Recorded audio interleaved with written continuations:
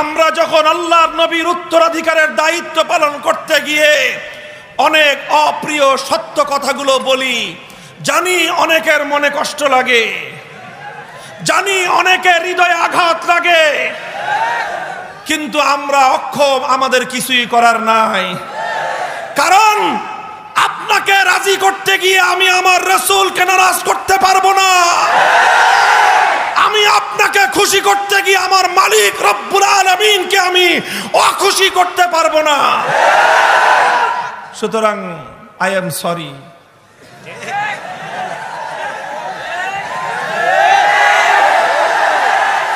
কথা ঠিক না বেঠিক? আমরা দুঃখিত। যদি আল্লাহকে রাজি করার পর আপনি রাজি থাকেন, ওয়েলকাম। আল্লাহকে নারাজ করে আমি আপনাকে রাজি করতে পারবো না। কথার মধ্যে আমাদের কোনো জড়তা নাই।